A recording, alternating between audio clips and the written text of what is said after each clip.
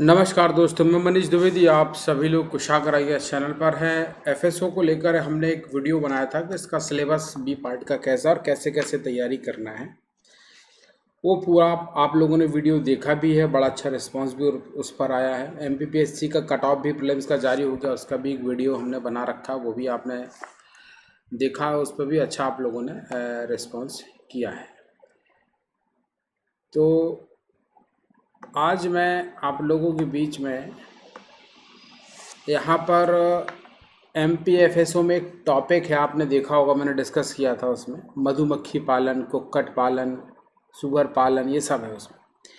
मधुमक्खी पालन को लेकर आज हम चर्चा करेंगे, यहाँ से कैसे क्या क्वेश्चन बनते हैं, क्योंकि जनरली फैक्चुअली वे में जब आप लोग पढ़ते हैं तो यही पढ़ लेते हैं कि मधुमक्खी पालन को एपीकल्चर बोलते हैं, शहद का उत्पादन होता है। सामान्यतः आप लोग यही अपना पढ़ते हैं और यह एग्ज़ामों में आता भी है। लेकिन चूंकि ये एग्ज़ाम दूसरा दृष्टिकोण का है, तो इसमें इस तरीके से ऐसे नहीं होगा कि केवल यही चीज़ें आए। कुछ चीज़ें फैक्ट की भी आएंगी, कुछ चीज़ें कंसेप्ट की भी आ सकती हैं, क्योंकि एग्ज़ाम आप समझ ही पा रहे हैं किस तरीके का है। भारत में मधुमक्खी पालन का जो अवलोकन है, वो सबसे पहले आप ये मानिए कि इसमें एक नाम, बड़ा नाम आता है, इसको आप लोग नोट कर लीजिए, इसलिए मैं लिख के दे रहा हूँ आपको। रेव फादर न्यूटन। ज़्यादातर आप लोग न्यूटन को उन्हीं नाम से जानते हैं जो अपने गति के नियम दिए थे, बट ये वो वाले न्यूटन नहीं है, ये दूसरे न्यूटन है। इनका नाम है रेव फादर न्यूटन, ठीक है। और 1909 में, है ना, 1909 में, आपको ये दिख पा रहा है क्लियर? हाँ, दिख पा रहा है, ठीक है। 1909 में इन्होंने एक रिसर्च की थी, इसको पहले तो अंडरलाइन कर लो, ये नाम आ सकता है। इन्होंने शोध किया था, और इन्होंने क्या रिसर्च की मैं पहले ही बता चुका हूँ कि ये सब मैराथन वाला कंसेप्ट हमारे यहाँ बिल्कुल नहीं है। हमारे यहाँ धैर्य वाला है, आराम से धैर्य से सुनिए और निकालिए, क्योंकि मैराथन से न तो किसी का प्री निकला एमपीपीएससी में, न महिला बाल विकास निकला, और न ही कभी भविष्य में किसी का एग्ज़ाम निकलेगा। और यदि किसी का धोखे में प्रीलिम्स निकल भी जाता है तो मीन्स कभी नहीं निकलेगा, ठीक है। रेयर ऑफ रेयर की बात अपन कभी नहीं करते, अपन बात जनरल करते हैं। क्लियर हो पा रहा है कि नहीं हो पा रहा? इन्होंने शोध किया विशेष रूप से ऐसी मधुमक्खियों पर जो छत्ते वाली होती, जो पेड़ों पर, मकानों पर इधर उधर जो छत्ता बनाती है, और ये जो छत्ता डिजाइन करती हैं बाकायदा, है ना, जो बोलते हैं ना मधुमक्खी का छत्ता डिजाइन करती है। और तमिलनाडु में मधुमक्खी पालन केंद्र स्थापित किया, ठीक है। जो शोध इन्होंने किसमें किया? जो मधुमक्खी छत्ता बनाती है, ठीक है। जो मधुमक्खी क्या है, यहाँ थोड़ा डिस्टर्ब हो गया है, चलिए।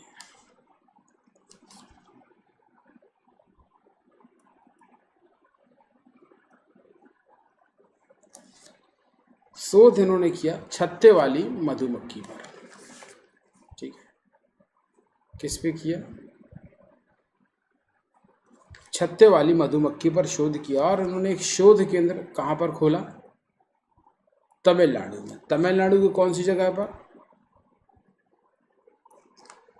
तमिलनाडु में मधुमक्खी का क्या किया इन्होंने? एक पालन केंद्र स्थापित किया। और मधुमक्खी का पालन केंद्र आप जानते हैं कि खेतों पर रख दो आप, ऐसे डब्बे में, जहाँ छत्ते की आकृति का है, और बाद में मधुमक्खियों को उड़ा दिया जाता है, जिसमें शहद आपको मिल जाती है। तो सबसे पहले तो इन्होंने ये काम किया। कब किया? ये तमिलनाडु में इन्होंने मधुमक्खी पालन केंद्र कब खोला? 1909 में खोला। फिर इसी के आगे इन्होंने, ये सब आपके साउथ इंडिया से स्टार्ट हुआ था। क्लियर हुआ कि नहीं हुआ? फिर केरल राज्य के त्रावणकोर, अब यही त्रिवेंद्रम हो गया है, पहले त्रावणकोर क्या था? ये आप जानते हो कि स्टेट था ये, है ना। त्रावणकोर राज्य में 1917 में खोला। डेटें काम आएंगी कि इतने पुराने टाइम से चीज़ें हो रही। 1917 में मधुमक्खी पालन का जो है प्रयासों की शुरुआत हो गई। उसके बाद 1925 1925 में मद्रास में हो गए कि चलो भाई यहाँ भी हम लोग प्रयास करते हैं और देखते हैं कि क्या सिचुएशन यहाँ पर है। ठीक है, क्लियर हुआ कि नहीं हुआ? ठीक है, ये 3 आपको आज़ादी के पहले की घटनाएं हैं। आप देख रहे हो भी देश आज़ाद नहीं हुआ। इसके बाद 1927 में, कलर चेंज कर लेता हूँ ताकि थोड़ा सहूलियत रहे।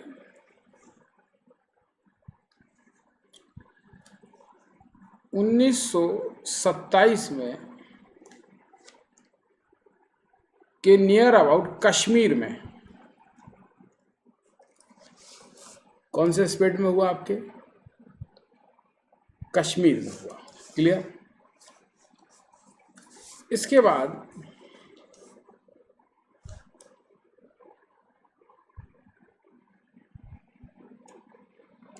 1933 में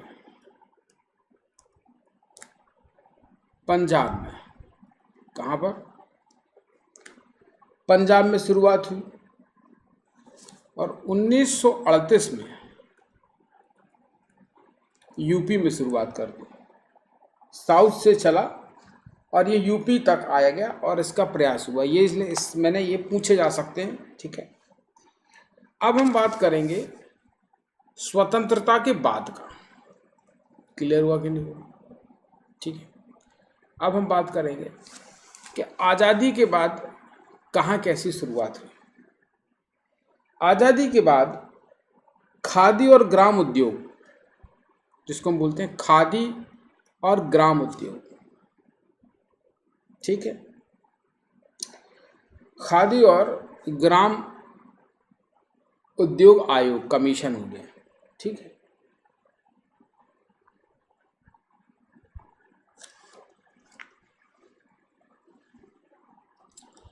के से बन जाता है आपका खादी, कंफ्यूज मत होइए आप कि ये कैसे। वी से बन जाता है विलेज, आई से बन जाता है इंडस्ट्री। ये छोटी छोटी चीजें भी बता रहा हूँ। सी से बन जाएगा कमीशन। तो खादी ग्राम उद्योग आयोग KVIC ने मधुमक्खी पालन को एक महत्वपूर्ण पहल के रूप में मान्यता दी। किसने मान्यता दी? खादी ग्राम उद्योग इंडस्ट्री ने। अब ये प्रश्न आ जाएगा कि मधुमक्खी पालन को स्वतंत्रता के बाद किस आयोग ने मान्यता प्रदान की? तो आप लोग खादी उद्योग में तो दिमाग जाएगा नहीं। आप सोचेंगे खादी उद्योग का क्या लेना देना मधुमक्खी पालन से? लेना देना है। लेना देना क्या है? क्योंकि खाद्य उद्योग भी स्थापित किया गया था। भारतीयों के अपने स्व उद्योग, आत्मनिर्भरता बन सकते हैं जो एग्रीकल्चर से रिलेटेड है, ऐसे काम में इसीलिए मान्यता KVC ने इनको आज़ादी के बाद ही, स्वतंत्रता के बाद की स्थिति में आपको ये बताता हूँ। ठीक है, ये पॉइंट कब हो जाएगा? स्वतंत्रता के बाद।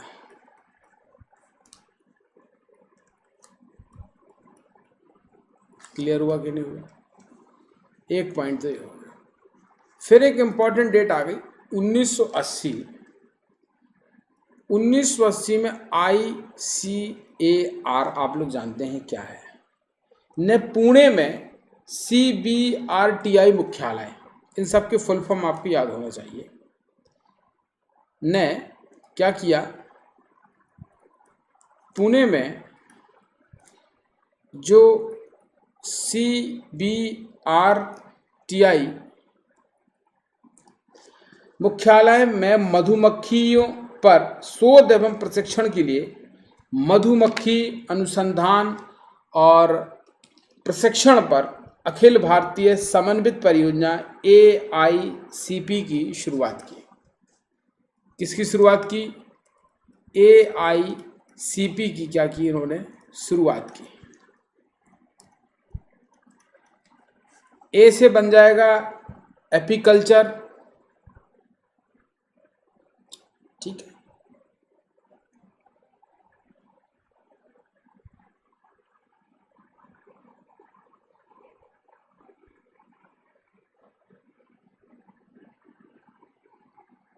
ऑल इंडिया अखिल भारतीय समन्वित परियोजना, ऑल इंडिया इंटीग्रेटेड प्रोग्राम बना है। इसको हिंदी में क्या बन जाएगा ये?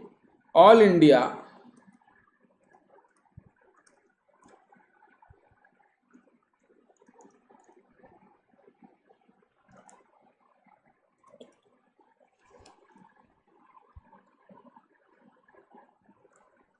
All India integrated programme,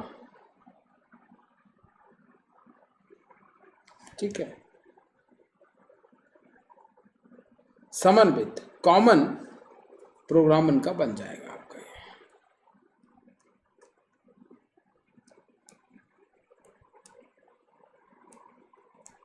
clear हुआ कि नहीं हुआ?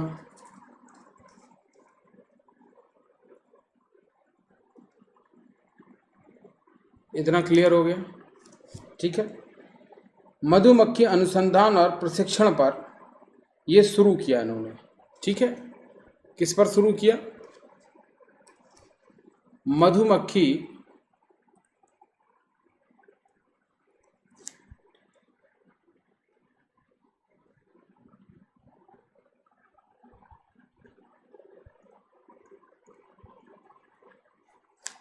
मधुमक्खी अनुसंधान और प्रशिक्षण पर, इस पर रिसर्च की ज़रूरत है और इस पर क्या है, प्रशिक्षण भी दिया जाएगा, ट्रेनिंग भी दी जाएगी। तो यहाँ पर जो दो नाम लिखे इंपॉर्टेंट है, 1980 में ICR ने पुणे में, CBRTI, ठीक है, मुख्यालय में मधुमक्खी पर शोध एवं प्रशिक्षण के लिए, शोध एवं प्रशिक्षण के लिए क्या किया इन्होंने? मधुमक्खी अनुसंधान प्रशिक्षण केंद्र क्या है इन्होंने खोल। किसके लिए? शोध और, है ना, अपने प्रशिक्षण के लिए। तो ये दो तीन चीज़ें आपकी इंपॉर्टेंट हो गई। अब ये दो तीन नाम याद रख लेना क्योंकि ये एग्जाम में ऐसे ही पूछे जाएंगे। 1993 में, 80 के दशक के बाद से निकल के 90s के दशक में आते हैं, कृषि एवं सहकारिता विभाग बना। मैं हिंदी इंग्लिश दोनों इसीलिए बोलते चल रहा हूँ क्योंकि हिंदी इंग्लिश मीडियम दोनों के बच्चों को इसमें मदद मिले। कृषि एवं सहकारिता विभाग, जिसका शॉर्ट फॉर्म क्या है? DAC, ठीक है, क्या है? DAC, सहकारिता, ठीक है। डिपार्टमेंट ऑफ एग्रीकल्चर और किसका? कोऑपरेटिव। क्या बना है इसका full form? Department of, short में लिख रहा हूँ मैं, समझ जाइए आप, एग्रीकल्चर कोऑपरेटिव, ठीक है। ये छोटी छोटी चीज़ें भी पूछ ली जाती हैं। विभाग ने मधुमक्खी पालन पर विशेष ध्यान दिया। इसके अंतर्गत विभिन्न राज्य कृषि विद्यालयों, राज्य विभागों, सरकारी एवं गैर सरकारी संगठनों, NGO तथा लघु कृषक कृषि व्यवसाय संघ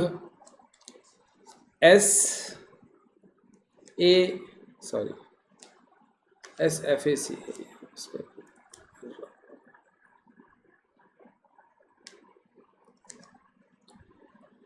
SFAC मतलब क्या? हाँ, लघु कृषक कृषि व्यवसाय संघ, ठीक है। स्मॉल फार्मर एग्रीकल्चर आपका क्या है? संघ है आपका, ठीक है। इसमें हिंदी में भी अपन कर लेते हैं कि गैर NGO भी इसमें शामिल किए गए, और सरकारें, राज्य सरकारें, विश्वविद्यालय, जो एग्रीकल्चर विश्वविद्यालय हैं, प्रशिक्षण एवं विकास परियोजनाओं को मंजूरी देने के लिए एक राष्ट्रीय योजना बनाई गई कि इन पर प्रशिक्षण देने के लिए एक नेशनल लेवल पर योजना बनाई गई। और इसके फलस्वरूप 19 जुलाई 2000 को सोसाइटी पंजीकरण अधिनियम, अब आप देख लो क्या हुआ। 19 जुलाई 2000 को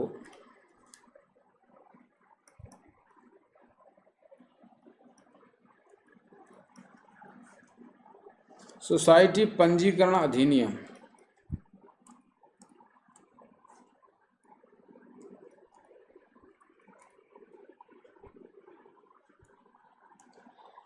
सोसाइटी पंजीकरण अधिनियम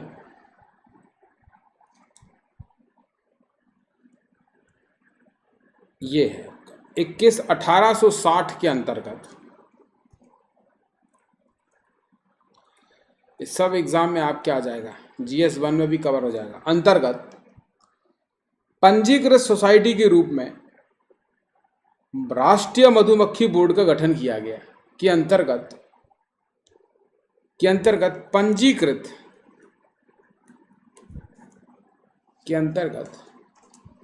पंजीकृत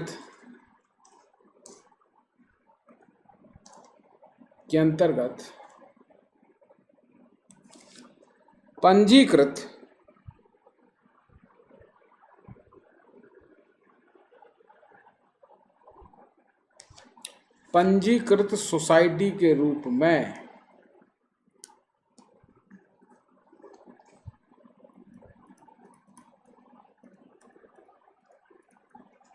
पंजीकृत सोसाइटी के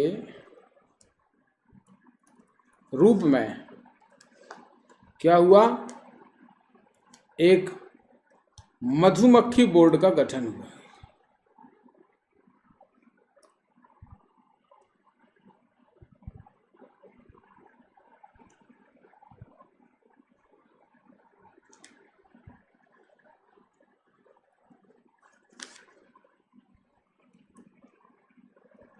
एक मधुमक्खी बोर्ड का क्या हुआ, गठन हुआ।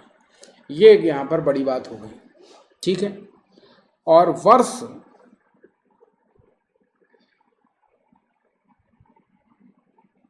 और इसका प्रचार प्रसार किसके द्वारा किया, SFAC स्मॉल फार्मर एग्रीकल्चर जो कमीशन था उसके द्वारा किया गया, जो संघ था, ठीक है। वर्ष 2006 में क्या हुआ, अब आ जाते हैं थोड़ा सा नए दौर में। मैं सचिव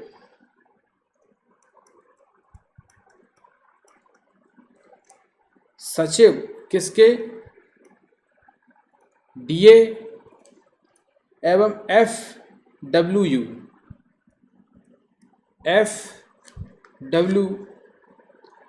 की अध्यक्षता में, फूड वर्ल्ड ऑर्गेनाइजेशन, ठीक है। मैं सचिव DA एवं FW की अध्यक्षता में राष्ट्रीय मधुमक्खी बोर्ड का फिर से क्या किया गया, पुनर्गठन किया गया। पुनर्गठन किसका किया गया, मधुमक्खी बोर्ड का। बार बार मैं माँ के नीचे लगा देता हूँ, इसलिए अब मैं मिटाऊंगा नहीं, क्योंकि बार बार मुझसे गलती हो रही है, ठीक है ना। ये बड़ी की मात्रा बनेगी,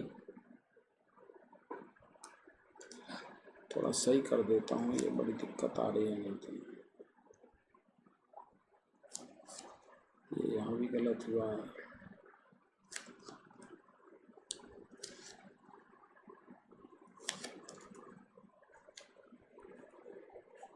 ठीक है। मधुमक्खी बोर्ड का क्या हुआ है, पुनर्गठन हुआ है। क्लियर कि नहीं क्लियर, ठीक है।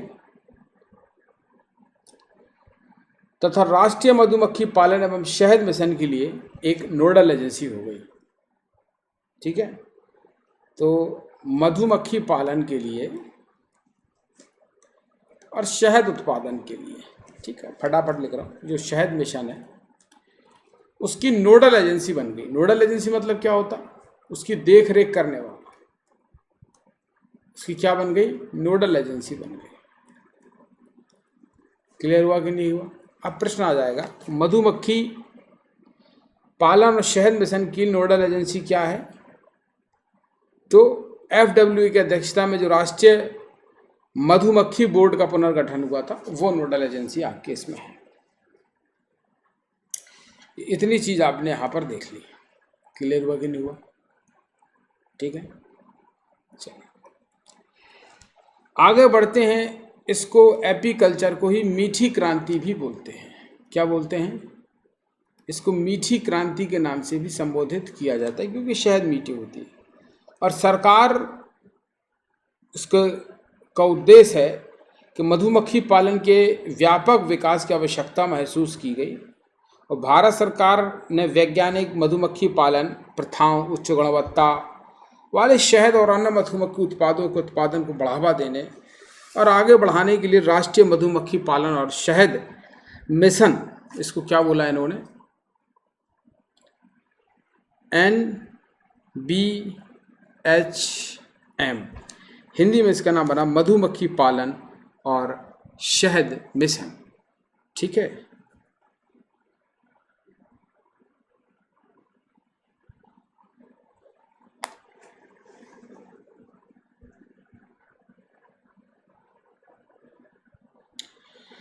तो नेशनल बी मतलब मधुमक्खी,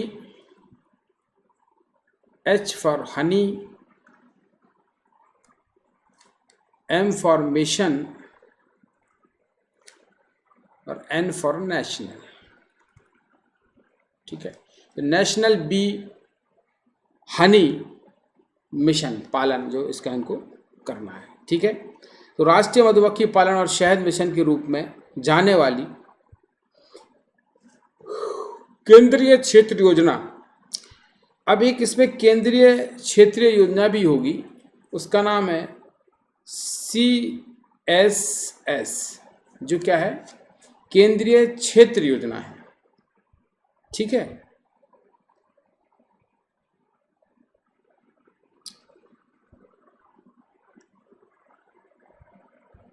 CAS,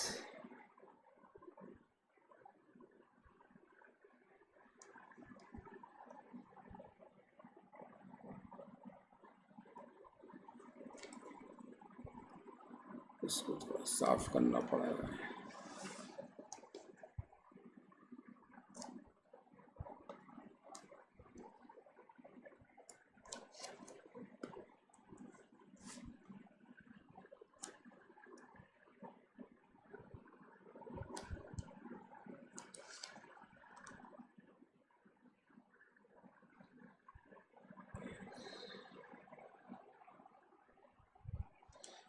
इसके लिए एक योजना चलाई इन्होंने,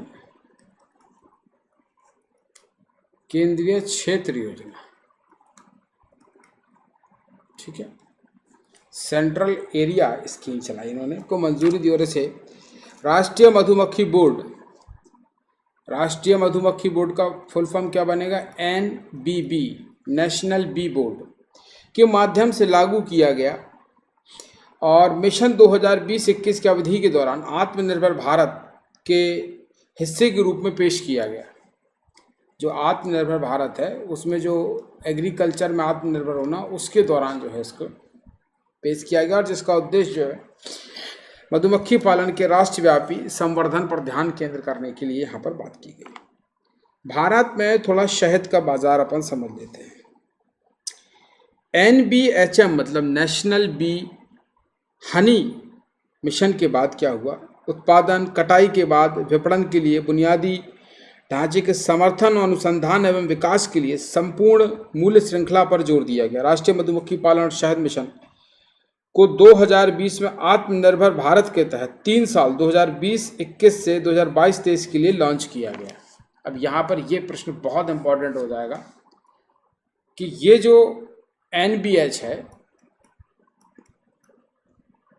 बार बार कह रहा हूँ कि धैर्य की ज़रूरत है।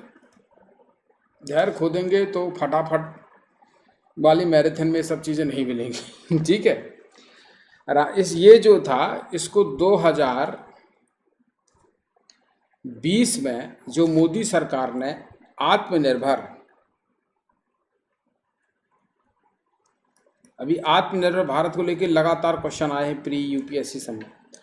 आत्मनिर्भर जो भारत का उनका जो संकल्प है, उसमें इसको 3 साल के लिए जगह दी गई है। 2020 से 21, 21 से 22 और 22 से 23, 3 साल के लिए जो है आत्मनिर्भर भारत के तहत 3 साल से के लिए इसको क्या किया गया था, लॉन्च किया गया था। ये बड़ा ही इंपॉर्टेंट चीज़ है, प्रश्न पूछ ले जाएगा तो बहुत सारे लोग यहाँ पर ये चीज़ नहीं बता पाएंगे, यही इसकी खूबसूरती थी। ठीक है, और योजना को 370 करोड़ रुपए का बजट भी मिला। आप कहेंगे कोई भी योजना लॉन्च हुई तो उसके लिए बजट चाहिए, जी हाँ, 370 करोड़ रुपए का उसको क्या भी मिला, बजट भी प्राप्त हुआ। और 2023-24 से 2025-26 तक यानी 3 साल के लिए बढ़ा दिया गया है। और अब इसको बढ़ा के क्या कर दिया गया है, 23 से 24, 24 से 25 और 25 से 26, मतलब अब ये आगे आने वाले 2 साल तक जाएगा। तो कुल मिला के ये कितने साल से काम कर टोटल होगा, अभी तक हो जाएंगे इसके 6 साल तक। 2026 में देखा जाएगा फिर इसका क्या करना है। क्लियर हुआ कि नहीं हुआ? ठीक है, चलिए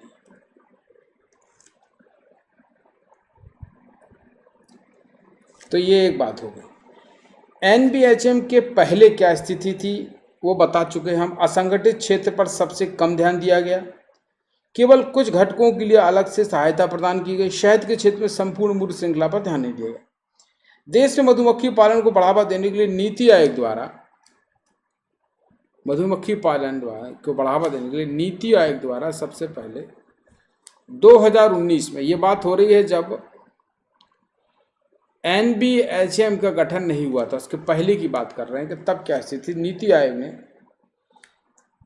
जून 2019 में मधुमक्खी पालन विकास समिति बीडीएस का गठन किया। मधुमक्खी पालन समिति बीडीएस, ठीक है, का गठन किया।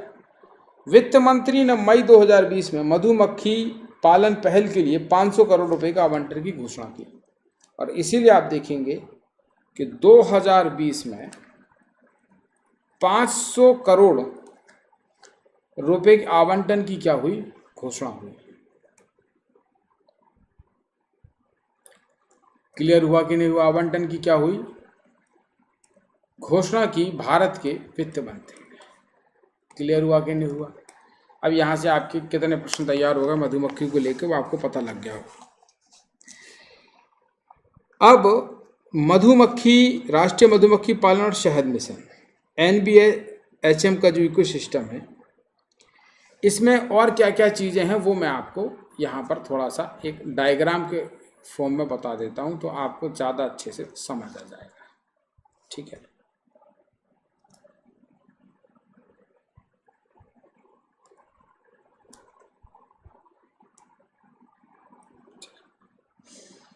इसको अपन लिख लेते हैं,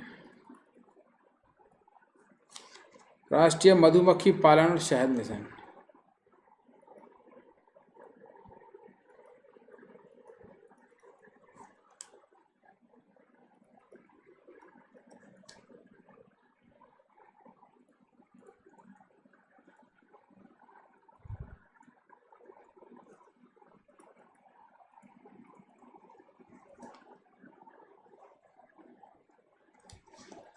अब इसको तो मैं थोड़ा रबर से रफ कर देता हूँ।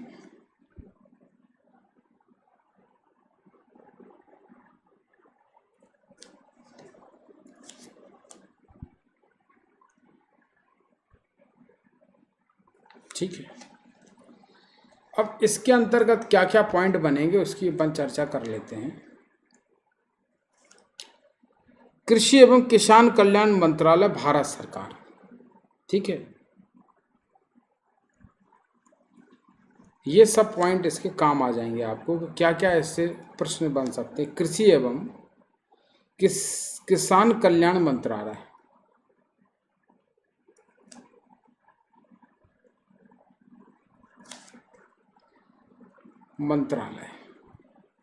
क्लियर हुआ कि नहीं हुआ? कौन सा? भारत सरकार का।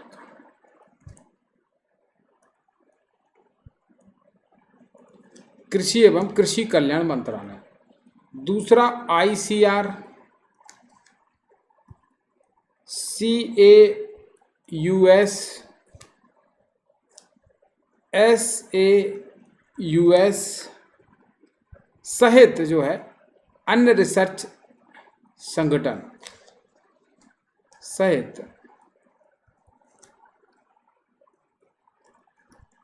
अन्य रिसर्च संगठन। ठीक है, दूसरी बात यह होगी। तीसरी बात है ट्राइफेड मूल संस्थान जो जनजातीय मंत्रालय से जुड़ा हुआ है, क्योंकि आदिवासी ही को सबसे ज़्यादा सुविधा होती है मधुमक्खी पालन में, क्योंकि जंगलों में रहते हैं। तो ट्राइफेड भी इसमें जुड़ गया। ट्राइफेड मूल संस्थान जो किसके अंतर्गत आता है? जनजाति मंत्रालय के अंतर्गत। किसके अंतर आता है? जनजाति मंत्रालय के अंतर्गत आता है। क्लियर हुआ कि नहीं हुआ? आगे देखो, MSSE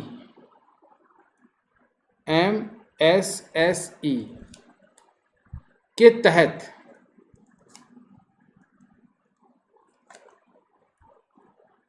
खादी ग्रामीण जो है उद्योग कॉरपोरेशन, KYC बता दिया था। फिर MSME आदि ये कार्यरत हैं। मधुमक्खी पालन इकाइयां, जो मधुमक्खी पालन इकाइयां हैं,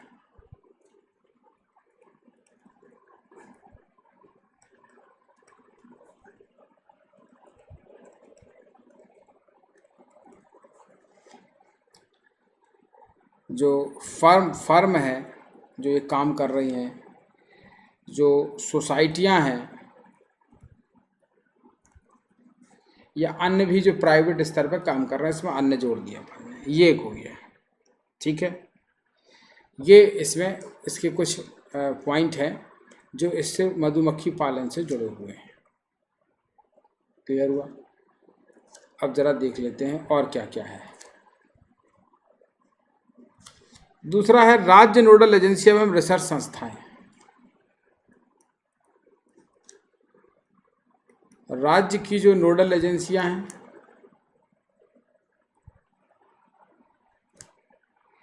एवं रिसर्च संस्थाएं,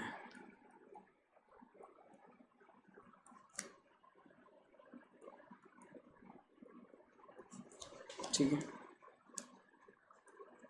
नेक्स्ट है कृषि विज्ञान केंद्र एवं अन्य संस्थान।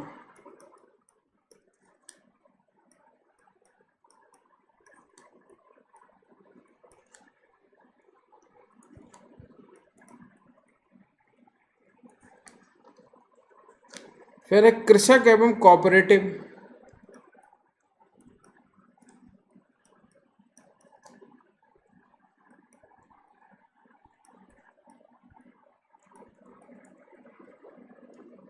कृषक एवं कोऑपरेटिव गृह मंत्रालय के अंतर्गत।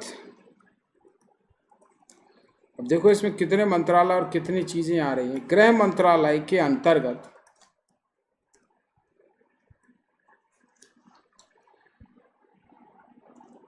CRPF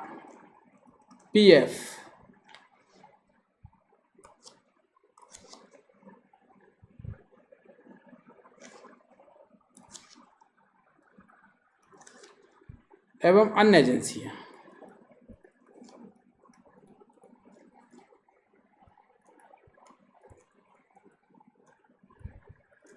एवं अन्य एजेंसियां। और द लास्ट है वो है मार्केट के जो और प्लेयर्स हैं, जो ब्रांड शहद के नाम से, डाबर के नाम से, हनी और भी नाम से, बाबा रामदेव, ये सब इसमें भी इनका योगदान भी रहेगा। तो ये हो गया। भारत दुनिया के शीर्ष 10 देशों में है जो प्राकृतिक शहद निर्यातकों में से एक है। हम लोग नेचुरल शहद का जो है निर्यात करते हैं, ऐसे 10 देशों में हम शामिल हैं। और IMARC, इसमें मैं 2-4 पॉइंट और बता दूं आपको।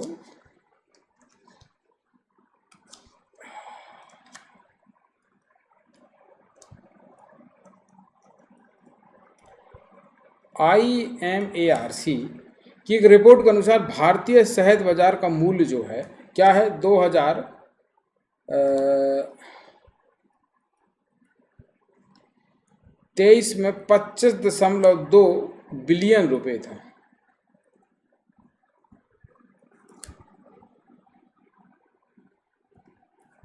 ठीक है, और 2024 से 2032 तक के दौरान 7.3% की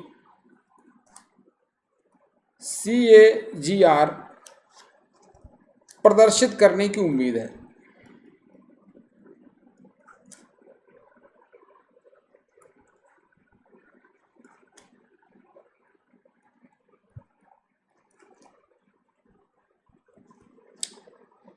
जो 2032 तक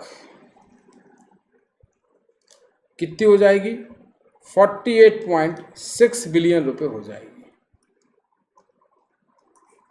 क्लियर हुआ कि नहीं हुआ? ठीक है, तो अब ये आप देख लीजिए 2019-20 के दौरान प्राकृतिक शहद का रिकॉर्ड निर्यात जो है हमने कितना किया था, निर्यात बता रहा है आपको, और ये 2000 आपको 19-20 का बता रहा है। इससे अंदाजा लग जाएगा आपको। 59,536.75 मीट्रिक टन था। 59,536.75 मीट्रिक टन था, जिसकी कीमत कितनी थी, 633 करोड़ रुपए थी। 633 करोड़ रुपए जिसकी क्या थी, कीमत थी। और जो प्रमुख निर्यातक देश है हमारे, वो US में जाता है, UAE में जाता है, सऊदी में जाता है, कतर में जाता है। ठीक है, तो इस तरीके से जो है शहद और मधुमक्खी पालन से हमने एक आंकड़ा दिया है क्या क्या हो सकता है। और अभी इसमें डिजिटल पहल भी हो रही हैं और इसमें महिला सशक्तिकरण को भी जोड़ा गया है। हाँ, इसमें महिलाओं को भी जोड़ा जा रहा है। और मधुमक्खी पालन में उच्च ऊंचाई वाले क्षेत्रों में ज़्यादा होती है। जैसे आप देखेंगे कि जैसे बांदीपुर है, पुलवामा है, कुपवाड़ा है, रामबन है, कश्मीर साइड सब उत्तराखंड में है, असम में है। शहद प्रसंस्करण और परीक्षण इकाइयाँ हैं हिमाचल प्रदेश, उत्तराखंड में। रोग निदान प्रयोगशाला हैं। ये इतना डिटेल में नहीं आएगा। ठीक है, तो ये मैंने सिर्फ बता दिया कि कैसे कैसे होता है। डिजिटल पहल में आप देख सकते हैं कि मधु क्रांति पोर्टल 2021 लॉन्च किया गया है ना। ये डिजिटली देखें कि डिजिटल इन्होंने अभी क्या किया लेटेस्ट में। डिजिटली एक क्वेश्चन आपका ये बन सकता है कि एक इन्होंने मधु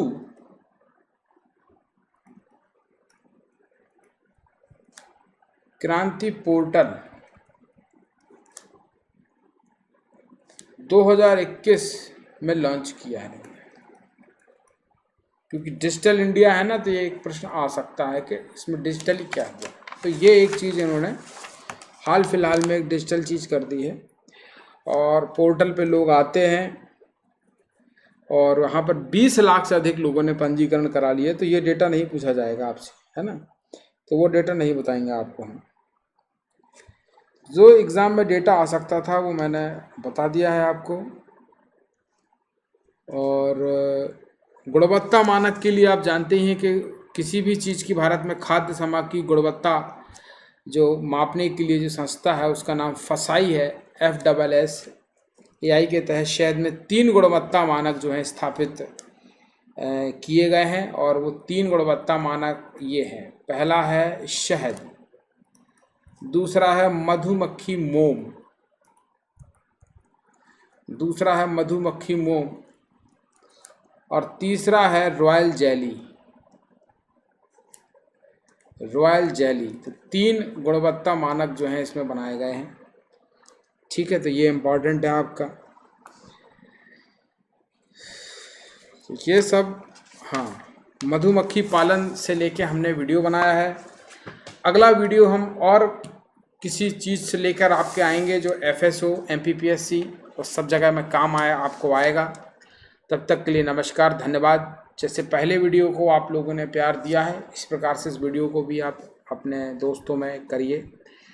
और जैसा मैंने बोला था कि जो घटना चक्र मैगजीन है, प्रतियोगिता घटना चक्र, जिससे मैं जुड़ा हूँ, उसमें भी FSO का कि सिलेबस से संबंधित चीज़ें नए अंक में आएंगी, लगातार आती रहेंगी। और मैं भी अपने तरफ से एक रिसर्च करके हर एक सब टॉपिक को अच्छे से लाऊंगा, जिसमें किसी भी प्रकार से कोई क्वेश्चन बाहर नहीं हो। धन्यवाद, नमस्कार।